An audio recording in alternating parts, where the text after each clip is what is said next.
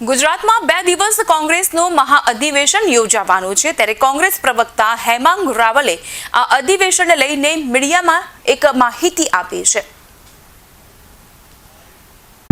મહાત્મા ગાંધી અને સરદાર વલ્લભભાઈ પટેલ એ દેશની એક આગવી ઓળખ છે।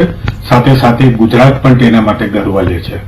આજે જ્યારે સરદાર વલ્લભભાઈ પટેલની જન્મ જયંતિને 150 વર્ષ પૂરા થતા હોય અને મહાત્મા ગાંધીને કોંગ્રેસના પ્રમુખ બને 100 વર્ષ પૂરા થતા હોય ત્યારે ગુજરાતના આંગણે ભારતીય રાષ્ટ્રીય કોંગ્રેસની CWCની મીટિંગ તારીખ 8 એપ્રિલના રોજ યોજાનાર છે અને કોંગ્રેસનું અધિવેશન જે તારીખ 9 એપ્રિલ 2025ના રોજ યોજાનાર છે।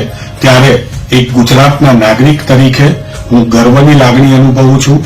આ એ જ કોંગ્રેસના અધિવેશનો છે કે જેની અંદર ભૂતકાળની અંદર સૌપ્રથમવાર વંદે માતરમ ગવાયું હોય કે ભૂતકાળની અંદર જનગણ મન એ પણ ગવાયું હોય અને એને પછી આપણે દેશને રાષ્ટ્રગાન તરીકે પણ પ્રસ્થાપિત કર્યું હોય।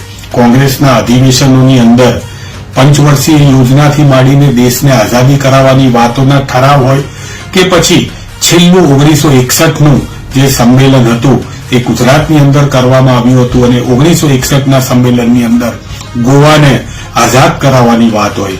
આ દરેક વાત હોય કે ઈસરોની સ્થાપના હોય કે દેશના નવરત્ન અલગ અલગ કંપનીઓની સ્થાપના હોય એ કોંગ્રેસના અધિવેશનની અંદર પહેલા એના ઠરાવ પારિત થયા હતા અને ત્યારબાદ કોંગ્રેસની સરકારો એને ઇમ્પ્લિમેન્ટ કર્યા હતા।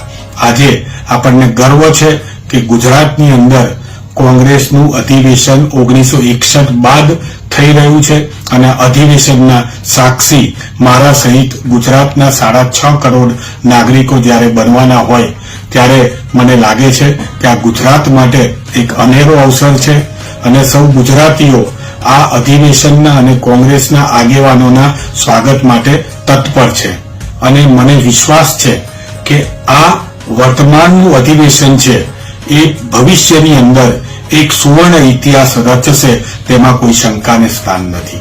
જય હિન્દ, ભારત માતા કી જય।